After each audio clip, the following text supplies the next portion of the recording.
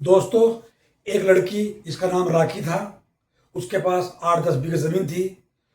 वो 8-10 बीघे ज़मीन पे अपनी खेती बाड़ी करके अपना पूरे साल का गुजारा करती थी। एक दिन हुआ आया कि एक लड़के ने उसका सारा माल हड़प लिया, सारी ज़मीन हड़प ली। दोस्तों, ये है कहानी है मध्य प्रदेश के एक गांव की। उस गांव में एक छोटा सा परिवार रहता था। वो राखी, उसके माँ बाप, तीनों एक गरीब परिवार से थे। उन पे 8-10 बीघे ज़मीन थी और उसमें वे खेती बाड़ी करते थे।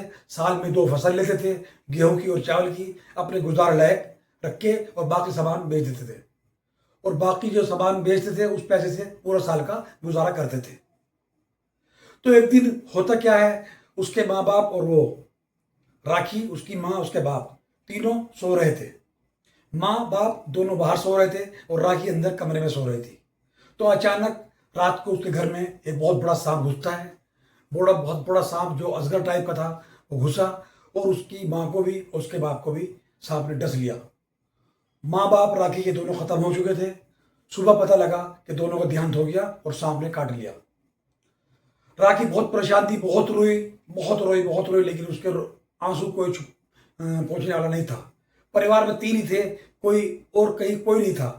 गांव वाले जो इकट्ठा हुए मोहल्ले के, देखा भाई इसके माँ बाप को सांप ने डस लिया है, इनका अंतिम संस्कार करो। तो गांव वालों ने पूरी मदद की, उसकी पूरी मदद करके चंदा इकट्ठा किया। वो बहुत गरीब थे, 8-10 बीघा जमीन क्या होती है, कुछ भी नहीं आज के टाइम में खेती बाड़ी में। पूरे गांव से सब लोगों ने इकट्ठा चंदा करके उन दोनों का, उसके माँ का भी बाप का भी अंतिम संस्कार कर दिया। तो राखी अकेली रह गई। अब राखी बहुत परेशान, मैं क्या करूं, क्या ना करूं। लड़की जात पढ़ी लिखी कम थी, 8-10 क्लास पढ़ी हुई थी, और काम काज उस पर कोई आता नहीं था। काम काज कोई उस पर आता नहीं था। तो उसके बराबर में उनके पड़ोस में एक फैमिली और रहती थी, परिवार एक और था। उसमें एक लड़का था उनके यहाँ, उसका नाम था राजू, लड़के का राजू। तो बचपन से ही उसके माँ बाप ये सोचते थे कि हमारी बेटी का, राखी का जीवन साथी ये राजू बन जाए। लेकिन राखी को इस बात का बिल्कुल भी एहसास नहीं था और ना ही पता था। तो जैसे वक्त गुजरता चला गया, तो राजू ने उसको कहा, तुम्हारी ज़मीन अकेली पड़ी है और ख़राब हो जाएगी, ऐसे बंजर ज़मीन हो जाएगी, इसमें खेती बाड़ी शुरू कर देता हूँ मैं, जो इसमें फसल उगेगी वो आधा आधा रख लेंगे। राजू ने उनके खेत में जो भी 8-10 बीघे ज़मीन थी उसके पास राखी के, उसमें उन्होंने मेहनत करनी शुरू कर दी। और वो मेहनत करते करते महीना गुजर गया, 2 महीने, 3 महीने गुजर गए, 6 महीने गुजर गए। पहली फसल तैयार हो गई और जो भी उसमें आधा फसल तैयार हुई, आधा उसने रख लिया, आधा उसने रख लिया। राखी ने के हिस्से में जो भी फसल आती थी, आधी आधी वो घर के लिए रख लेती थी अपने पूरे साल के लिए, और आधी बेच के अपना गुजारा कर लेती थी। राखी का यह था, साल में 2 फसल होती थी। दिन गुजरते गए, 6 महीने गुजर गए, साल भर गुजर गए। राजू और राखी दोनों आपस में मिलते थे, बातें करते थे, सब कुछ करते थे। तो होता यह है कि राजू और राखी दोनों आपस में इतने घुल मिल गए थे, तो उनमें आपस में बातचीत अच्छी होने लगी। साल गुजर गया, 2 साल गुजर गए था। साल में 2 फसल लेती थी वो, आधा वो रखती थी, आधा वो रखती थी, फिर हर साल आधा वो रखती थी, आधा वो रखती थी। ऐसे टाइम गुजरता चला गया। एक दिन अचानक राखी की जिंदगी में एक लड़का आता है। अचानक उसकी राखी की जिंदगी में एक लड़का आता है, लड़के का नाम होता है कबीर। अचानक उसकी जिंदगी में लड़का आता है और उसके लड़के के जो स्वभाव था वो अच्छा नहीं था, उसका चाल चलन देखभाल। लेकिन राखी उसको पसंद करने लगी थी, राखी को वो पसंद करने लगा था। पास के गांव का लड़का था, 5-7 किलोमीटर पास एक गांव था, उस गांव का वो लड़का था। राखी उसको पसंद करने लगी, राखी को वो पसंद करने लगा, और राखी ने उसने बड़े बड़े ख्वाब दिखाने शुरू कर दिए, और उसने राखी को एक बड़ा मोबाइल भी ला के दिया। राखी बहुत खुश थी, उसके साथ बहुत खुश थी, और राखी को बड़े बड़े सपने दिखाता था, मैं तुम्हारे से शादी करूँगा और तुम मेरी बीवी बनोगी, मेरे बीवी बन के मेरे घर जाओगी, हम ऐश करेंगे, बहुत अच्छी हमारी शादी होगी धूमधाम से, अच्छा पैसा खर्च करूँगा, तुम्हें बाहर घुमा के लाऊंगा बम्बई। ऐसे ऐसे बड़े बड़े सपने दिखाता था, बहुत अच्छे अच्छे सपने दिखाता था उसने।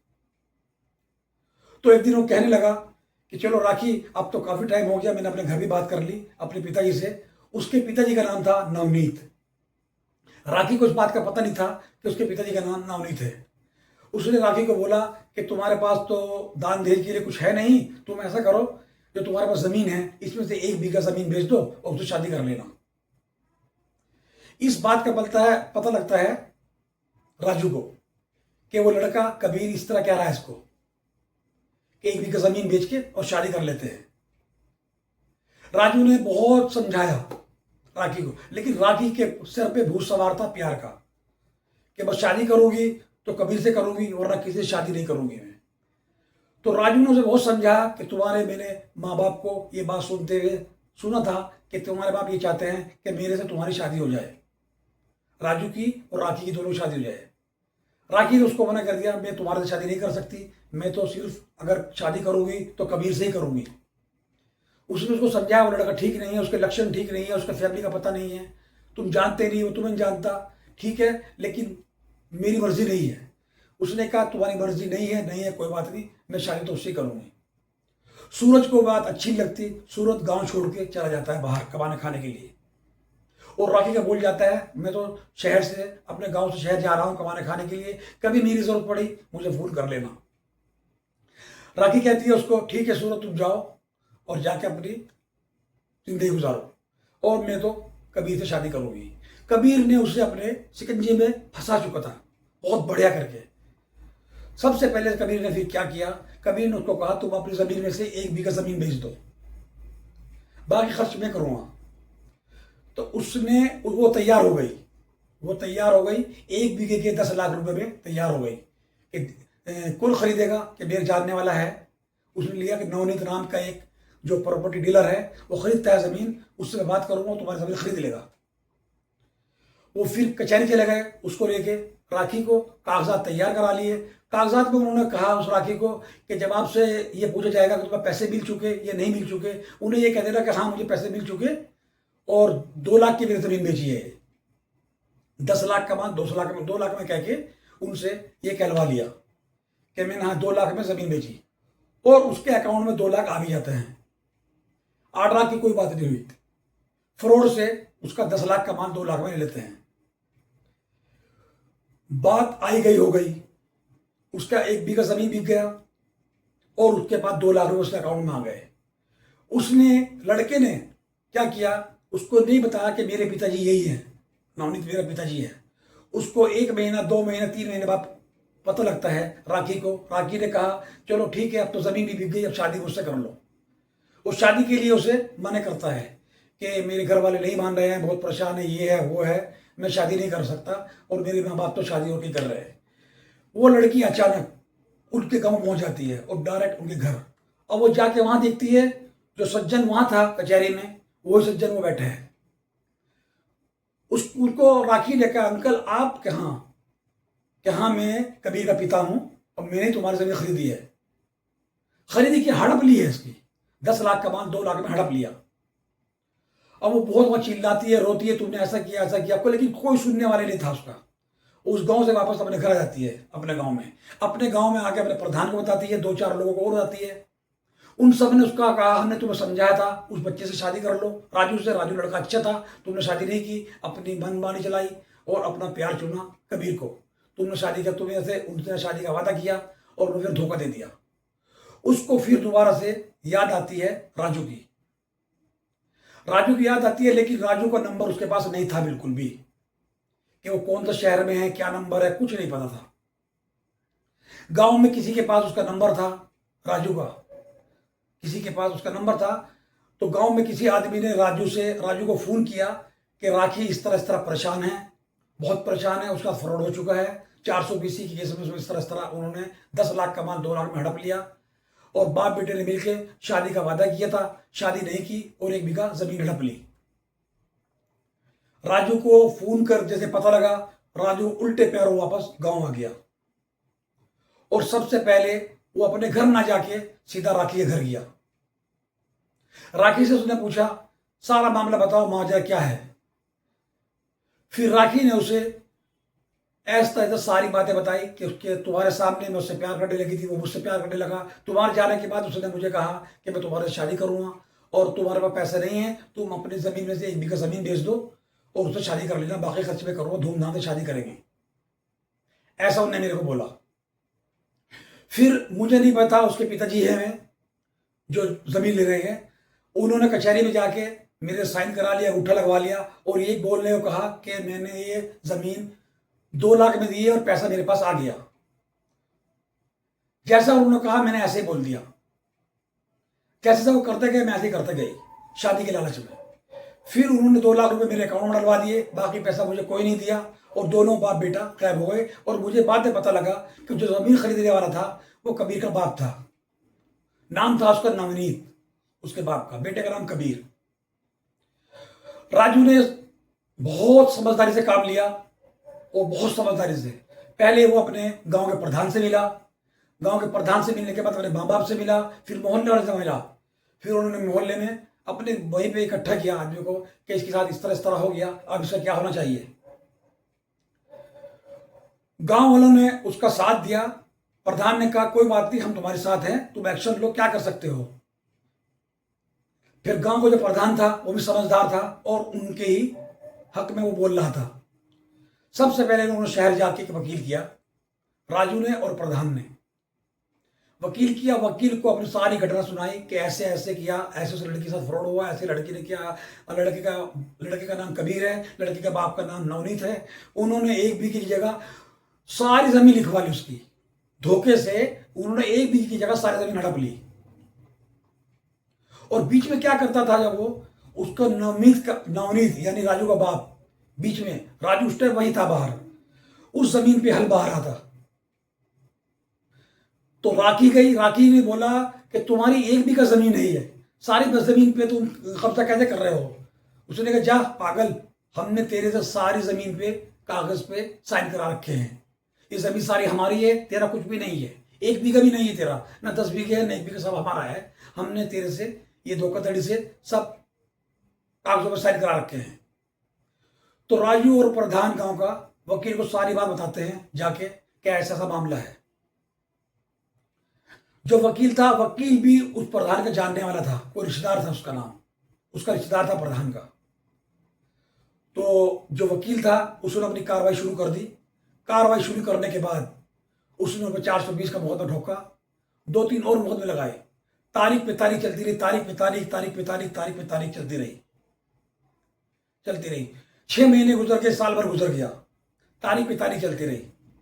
उसके बाद होता क्या है, राजू से कहता है, वकील ने उनको समझाया तुम आपस में दोनों मिलकर शादी करने का प्लान बनाओ, तो ये शादी कर लो, तब जाके तुम्हारे हक में फैसला हो सकता है ये। लेकिन राखी नहीं मानी कि मैं कुछ नहीं करती, अभी मैं परेशान हूं, पहले मेरा ये फैसला अदालत में जाएगा, इसका जो मामला बनेगा उसके बाद मैं सोचूंगी। लेकिन राजू उससे बहुत प्यार करता था, बहुत मोहब्बत करता था। राजू ने ठान रखी थी कि मैं इसका पूरा साथ दूंगा, आखिरी तक इसके साथ ही रहना है मुझे। राजू फिर वकील के पास जाता है, उसकी फीस भरता है, फिर तारीख जाती है। उधर से वो दोनों बाप बेटे जाते थे, कबीर और नवनीत। इधर से राजू और मीनाक्षी और प्रधान जी तीनों जाते थे तारीख पे तारीख लगती रही। मामला चलता रहा कोर्ट में मामला चलता रहा। मामला कोर्ट से उनको उनका मतलब दखल खारिज मिली है उनको कोर्ट से, लेकिन उन्होंने ऊपर जो हाई कोर्ट होता है फिर वहां पे मुकदमा कर दिया नवनीत और कबीर ने, उससे बड़ी अदालत में उस पर मुकदमा कर दिया। और परेशान आ गए। वो जो 2 लाख रुपए उन्होंने दिए थे उसके अकाउंट में, वो धीरे धीरे खत्म होने लगे। अब वो परेशान हो गए, अब क्या करें, पैसा भी नहीं है हमारे पास और जमीन भी हाथ से जा रही है। पैसा भी नहीं है और जमीन भी हाथ से जा रही है। उन 2 लाख में से कुछ ही पैसे बचे थे। फिर राजू ने अपने माँ बाप से कह के उनसे कुछ मदद मांगी, कुछ उन्होंने पैसे दिया, कुछ और गांव वालों ने इकट्ठा करके उसको पैसा दिया मुकदमा लड़ने के लिए हाई कोर्ट से। तो वो मुकदमा लड़ते रहे। मुकदमे लड़ते लड़ते भी 4-5 साल उन्हें गुजर गए। फिर सबूतों के साथ लड़ते लड़ते आपस में बहुत बहस हुई, होते होते आखिर में उनके हक में फैसला सुना दिया अदालत ने उसके राखी के हक में फैसला सुना दिया। उनको 420 के केस के अंदर दोनों बाप बेटे को जेल भेज दिया और राखी को उसकी जमीन पे उसका कब्जा मिल गया। राखी उस दिन बहुत खुश थी और राजू भी खुश था और पूरा गांव खुश था।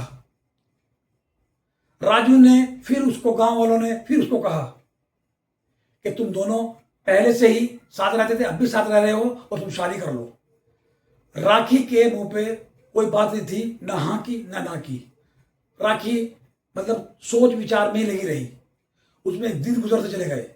राजू ने उसको बोला, राखी जो फैसला लेना लो, वरना फिर तुम्हारा काम हो चुका, मैं दोबारा वापस जा रहा हूं, जहां मैं काम करता था वही काम करूंगा जाके। जैसे उसने इसका नाम लिया कि मैं जा रहा हूं वापस, और वापस जाके अपना वही जाके काम करूंगा, राखी का फिर मन जो है उसका नरम होने लगा कि नहीं, राजू मेरे से पहले ही प्यार करता था, आज ही प्यार करता है और मेरे ने बहुत साथ दिया है। लेकिन राखी की समझ में नहीं आ रहा था मैं शादी करूं या ना करूं। और गांव वालों का प्रेशर यही था कि तुम दोनों शादी कर लो, तुम्हारे माँ बाप भी यही चाहते थे और राजू भी यही चाहता है, तुम दोनों आपस में शादी कर लो और शादी करके अपना घर बसा लो। जो बातें चल रही थी उसी बीच वो जो लड़का था कबीर, उसको अपनी खुंदक में उसने राजू पे हमला कर दिया। उसी लड़के ने जमीन के चक्कर में, जमीन तो चली गई, पैसा भी चला गया हमारे हाथ से, लड़की भी चली गई हमारे हाथ से। उस लड़के ने, कबीर ने, राजू कहीं जा रहा था, पीछे से अपने दोस्तों को लाके उस पर हमला कर दिया, यानी मारने की कोशिश करी उसको। लेकिन ऊपर वाले का देर अंधेर नहीं, राजू बच गया उसके हाथों से। दोबारा फिर वो, उसके लिए पुलिस आ गई। जो प्रधान था गांव का, उसने एफआईआर कराई उसकी कि इसने इसकी मारने की कोशिश करी है राजू को, और इसका नाम ये है। इस तरह इन्होंने सारी कहानी सुनाई कि ऐसे ऐसे करके इन्होंने इस तरह किया, इस तरह बहुत चला। मुकदमा चलने के बाद अब ये जो इनके हाथ से लड़की भी गई, पैसा भी गया और जमीन भी गया, उसकी खुंदक निकाल रहे हैं और उसकी मारने की कोशिश कर रहे हैं। तो जो कबीर लड़का था, दोबारा वो सलाखों के पीछे फिर चला गया। फिर मीनाक्षी को अकल आती है कि नहीं, मेरे हक में राजू ही सही है, मेरे हक में राजू ही सही है। उसके बाद गांव वाले सब इकट्ठे होकर बैठ के उसकी शादी की तारीख तय करते हैं। तारीख होने के बाद गांव वाले कुछ अपने पास से मदद करते हैं, कुछ उनके पास इकट्ठा पैसा था, उन्होंने बड़ी धूमधाम से फिर उसकी दोनों की शादी करा दी। राजू की और राखी की दोनों की शादी हो गई और अपना जीवन अब वो बहुत अच्छी तरह गुजार रहे हैं, गुजारते रहेंगे। उसके बाद शादी के बाद 2 साल बाद उनको 2 बेटी हुई, जुड़वा। शादी के 2 साल बाद उनकी 2 बेटी हुई, जुड़वा बेटी, और वो बड़े खुश थे। जुड़वा बेटी होने के बाद उन्होंने रखा उस लड़कियों का नाम, एक का नाम पार्वती, एक का नाम लीला। दोनों लड़कियां बड़ी खुश सुंदर लड़कियां थी। 2 लड़कियां हुई जुड़वा, एक का नाम पार्वती, एक का नाम लीला। बड़ी सुंदर लड़कियां, दोनों बच्चियां, और राजी खुशी दोनों बच्चियों को राजू ने और राखी ने स्वीकार किया और अपनी फैमिली में वापस लौट आए, अपनी जिंदगी में खुशहाल जिंदगी गुजार रहे हैं। ये थी मेरी आज की कहानी। अगर कहानी अच्छी लगी हो आपको तो मेरी कहानी को याद करना और मेरा इस तरह ही हौसला बढ़ाते रहना। मैं इस तरह ही रोज आपको एक कहानी सुनाता रहूंगा। और जो मेरे कोई नए हैं मेरे साथ जुड़े हुए, मेरे चैनल को लाइक करो, शेयर करो, सब्सक्राइब करो। इसी तरह आपके लिए नई नई कहानी लाता रहूंगा और आप मेरे को हौसला बढ़ाते रहो, हौसला अफजाई करते रहो। मेरे चैनल को लाइक, शेयर,